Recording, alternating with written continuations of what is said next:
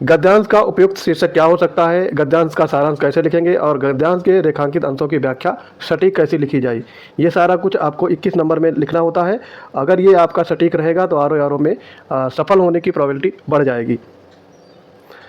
Hello everyone, welcome to the channel. PCS आर मुख्य परीक्षा 2025 के एस्पिरेंट देखेंगे आज के टास्क का उत्तर।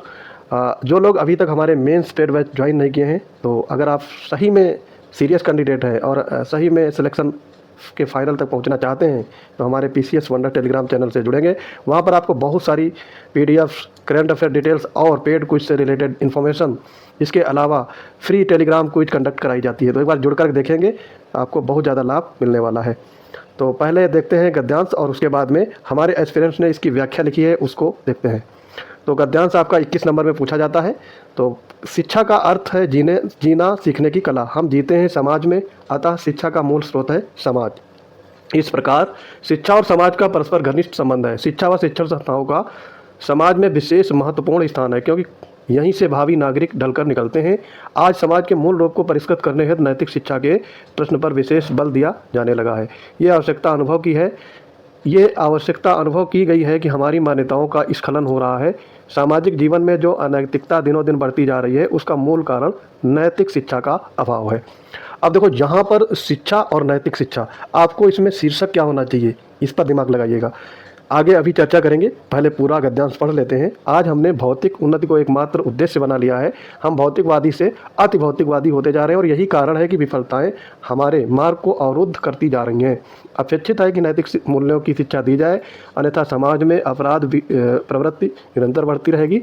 यदि हम जीवन में सामंजस्य स्थापित करना चाहते हैं, तो भौतिक प्रगति के साथ साथ आध्यात्मिक प्रगति को भी जागरूक बनाए रखना आवश्यक है। आज विद्यार्थियों में व्याप्त अनुशासनहीनता, निराशा एवं हतोत्साह के कारण मानसिक आध्यात्मिक अनुशासन का अभाव है। अतएव विद्यार्थियों में प्रारंभ में ही चरित्र निर्माण और देशभक्ति की भावना जागृत करने के लिए उनमें दृढ़ संस्कारों का निर्माण करने के लिए नैतिक शिक्षा देना अति आवश्यक है। नैतिक शिक्षा के बिना स्वस्थ समाज की कल्पना असंभव है। ये आपका हो गया शीर्षक आपके 3 क्वेश्चन होते हैं। एक शीर्षक लिखना होता है, उपयुक्त गद्यांश का सारांश लिखना होता है। सारांश का मतलब होता है संक्षेप में पूरे गद्यांश की व्याख्या। उसके अलावा जो रेखांकित अंश होते हैं उनकी व्याख्या लिखनी होती है 12 अंक में। तो टोटल 21 अंक होते हैं। अगर आप 21 में से 16-17 अंक भी अर्जित कर लेते हैं तो ये वेरी गुड माना जाएगा। तो आइए अब इसकी व्याख्या देखते हैं। हमारे एक एस्पिरेंट हैं पेड बैच के ही, उन्होंने इसकी व्याख्या लिखी है। आइए उनकी व्याख्या का एनालिसिस करते हैं। ये हैं देवेंद्र कुमार, हमारे पेड बैच के एस्पिरेंट्स। काफ़ी अच्छे एस्पिरेंट्स में से ये आते हैं। तो देखो, यहाँ पर इन्होंने ये गद्यांश पढ़ा और इन्होंने शीर्षक लिखा है नैतिक शिक्षा। यहाँ पर 2 चीज़ें डाउट करने वाली थी, या तो आप शिक्षा और समाज लिखते या नैतिक शिक्षा। लेकिन शिक्षा और समाज ये आपका गलत शीर्षक होता, क्योंकि इस पूरे गद्यांश में नैतिक शिक्षा को बढ़ावा देने की बात कही गई है। इसलिए यहाँ पर जो सटीक शीर्षक होगा वो होगा नैतिक शिक्षा। ये 2 शब्द लिखने के लिए आपको 3 नंबर क्यों दिए जाते हैं? क्योंकि आपके अंदर, आपके दिमाग की क्या उपज है, क्या आप शीर्षक देते हैं, इसके लिए ये 3 नंबर मिल रहे हैं। 3 नंबर के लिए आपको मैथ्स में 3 क्वेश्चन सॉल्व करने होते हैं।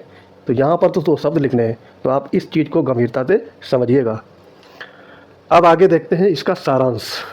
पूरे गद्यांश का सारांश लिखना है आपको, यानी कंप्रेस्ड करके बड़ी फाइल को छोटी फाइल में बदलना है। इस तरीके से समझ सकते हो, कोई चीज़ छूटने न पाए, सारी चीज़ समाहित हो और कम शब्दों में ये चीज़ पूछी जाती है। इसी को कहते हैं सारांश।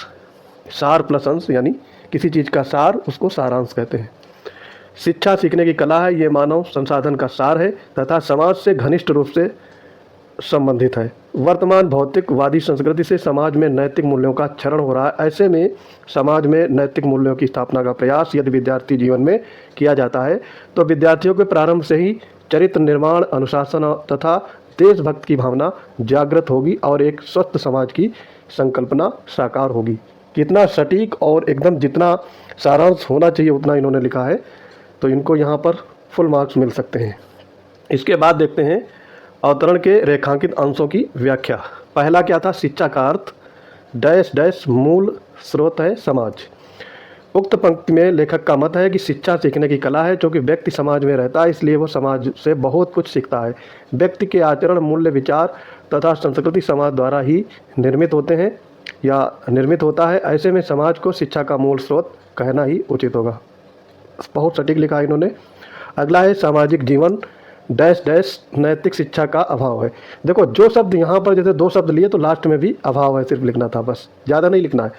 2 शब्द आपको प्रारंभ में उठाने हैं और 2 ही अंत में लिखने हैं, या फिर 3 अगर लेना चाहें तो दोनों तरफ 3-3 रखेंगे, बीच में डैश डैश डैश। फिर व्याख्या। उक्त पंक्ति में लेखक यह स्पष्ट करना चाहता है कि वर्तमान भौतिकवादी समाज में अनैतिकता दिनों दिन बढ़ती जा रही है। इसका मूल कारण है समाज में शिक्षा का स्वरूप है। यदि शिक्षा में नैतिक शिक्षा को शामिल नहीं किया जाता तो समाज में अराजकता एवं अव्यवस्था बढ़ती जाएगी। एकदम सटीक है। इसके बाद में लास्ट जो रेखांकित अंश है, यदि हम डैश डैश रखना आवश्यक है। उक्त पंक्ति में लेखक का यह मंतव्य है कि जीवन में आंतरिक प्रगति में भी संतुलन होना चाहिए। केवल भौतिक प्रगति का जीवन व्यर्थ हो जाएगा। समाज में नैतिक मूल्यों की स्थापना द्वारा ही आध्यात्मिक प्रगति की संकल्पना साकार होगी। तो देखो इन्होंने सारी चीज़ें एकदम सिस्टमेटिक ढंग से लिखी हैं और सटीक लिखी हैं। 21 मार्क्स में से इनको यहाँ से 19 मार्क्स आराम से ये गेन कर सकते हैं, और 21 में 19 अगर आ रहे हैं तो समझ लो एक तरीके से ये मैथ कर रहे हैं, ये हिंदी को सॉल्व नहीं कर रहे हैं। मैथ में इस तरीके के नंबर आते हैं और यही स्ट्रेटजी आपको अपनानी होगी, क्योंकि हिंदी में आपको मैं एक बार समझा देता हूँ। ए से 120 नंबर का होता है, इसमें आपको अगर आपके 90 मार्क्स से वेलो रह जाते हैं तो आपका सिलेक्शन कभी नहीं होगा। दूसरी चीज़ है आलेखन 100 नंबर का रहता है। 100 नंबर में अगर आपके 80 प्लस नहीं आते हैं तो आप रेस से बाहर हैं। तो ये चीज़ को समझने में जितना आप देर करेंगे उतना ही सिलेक्शन से दूर होते जाएंगे। आपको नज़दीक आने के लिए हमारे पेड बैच आपका स्वागत करते हैं। अगर पेड बैच से जुड़ेंगे, वहाँ पर टास्क डेली करते जाएंगे तो आपका सिलेक्शन के करीब पहुँचते जाएंगे। अगर ये चीज़ नहीं समझ रहे हैं तो बाद में समझेंगे, जब पेड बैच डबल रेट में हो जाएगा तब समझ जाएंगे। तो अगर हमारे पेड बैच से अभी जुड़ना चाहते हैं तो PCS वंडर्स टेलीग्राम चैनल से जुड़ जाएंगे।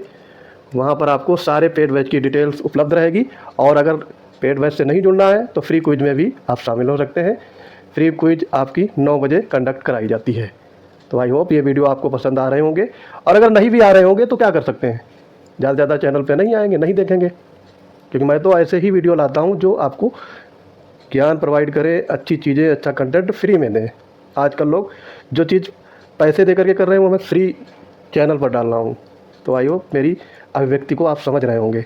मिलते हैं अपने अगले इंपॉर्टेंट वीडियोज़ में, तब तक के लिए पढ़ते रहिए। जय हिंद।